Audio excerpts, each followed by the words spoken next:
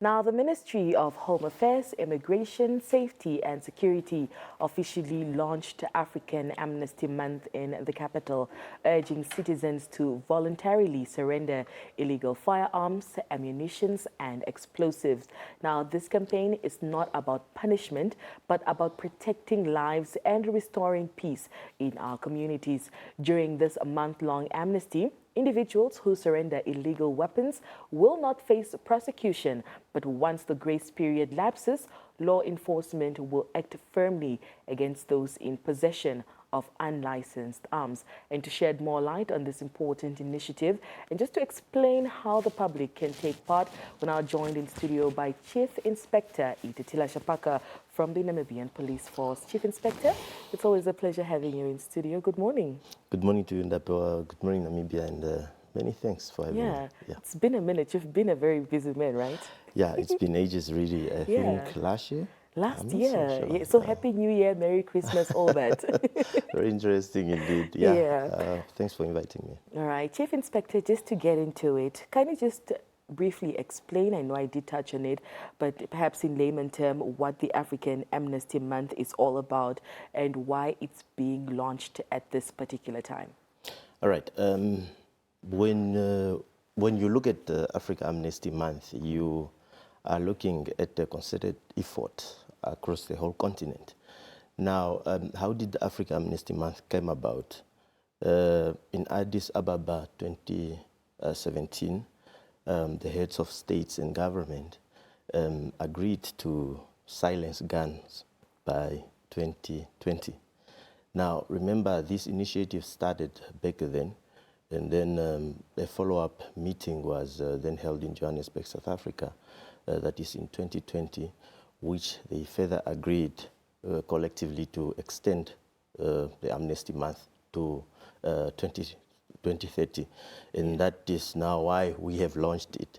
Now, the government gave, or the cabinet gave the Ministry of Home Affairs, Immigration, Safety and Security to run this show as far as amnesty is concerned in Namibia. And that directive has been complied with. I must inform you that, the launch was done in Windhoek at Koreanghap, Tokapale, 2 weeks ago. And part of that launch, we saw the speeches from the minister responsible, though delivered by the Inspector General of Police, as well as the Inspector General's speech that was given by the Major General responsible for operations. And I should highlight that in both speeches, really the community is urged to really participate in the Amnesty Month without fear of being prosecuted or being arrested for surrendering weapons, illegally possessed weapons to the police, as well as ammunition and explosives. All right. So September is African Amnesty Month? Yes, like I've indicated, September is Amnesty Month. Yeah. It's a declaration that has been done at the African Union level, and it is cascaded down now to Namibia in terms of Article 144 of the Namibian Constitution, which talks about international law and international agreements that Namibia is a signatory to. And it's in that light that we have also sort of launched it here domestically for us to participate. Yeah. Yes. All right. What are some of the main risks and dangers posed by the continued circulation of illegal firearms, ammunition, and explosives when it comes to our community? Because at the end of the day, this is a call from the police who are saying, if you have these illegal firearms, ammunition, and explosive, hand them over to us, nothing will happen to you for this month. But talk to us about some of the dangers of this. Well, we have seen a rise in violent offenses, robberies, the gender-based violence, and accidents relating to shootings, and some others. So the presence of illegally owned arms means that these arms are not legally or owned in a sense that they pose a danger to those that are in possession of same. Yeah. These arms also are not stored as they are supposed to be or as expected by law. Either they just hidden somewhere. Yeah. There is no established safe storeroom where they are supposed to be. And that already is a danger to kids. We have seen a lot of shooting incidences, accidents, and all of that. Apart from that, it is unsafe to have, to be in possession of arms that are not legally possessed. Like I said, the issue of violent offenses, the issue of robberies, the issue of domestic violence offenses, all of these things, we can attribute them to the presence of, these illegally owned firearms. Yeah. Kindly just walk us through the process as to how citizens can surrender these weapons safely and where to go to. All right. We do not have specifically a designated police station. We have all police stations across the country.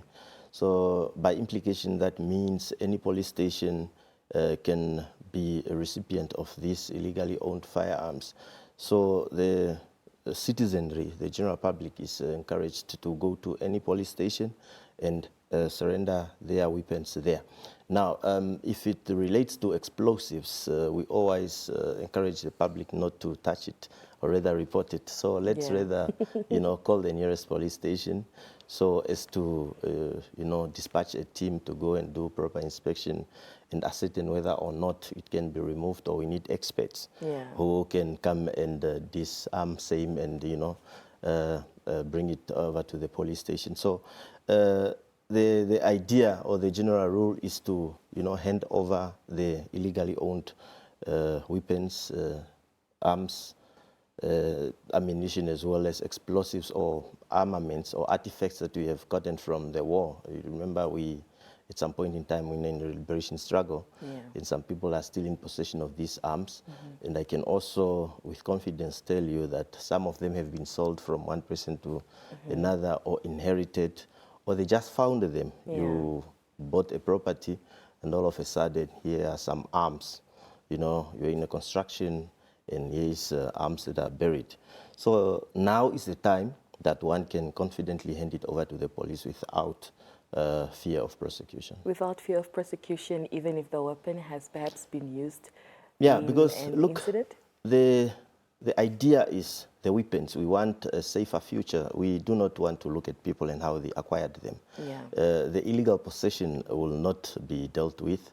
However, like I'm saying, the focus shifts from the person who brings it in to the weapon itself. We want to rid our communities of these weapons. We want to have a safer Namibia. So if you bring this weapon, that means you contribute to the overall picture or the overall good of safer Namibia and prevent crime, as I've already indicated. All right. So what Chief Inspector is saying right now is that you're assuring the public that this initiative truly comes without punishment during this amnesty period. But then what happens after the amnesty period? Perhaps I must just amplify the fact that the minister has by notice in the government gazette or given notice in the government gazette. So that means there is not going to be any prosecution. So there is a legal framework in that regard that sort of exonerates those that are in possession of illegally owned firearms, in the sense that they will not be prosecuted, they will not be arrested. So that legal document also sort of presupposes that the people that brings it are also exempted from being arrested and prosecuted. So that is very, very important. So people must not fear that maybe police will turn around and arrest me or question me. No.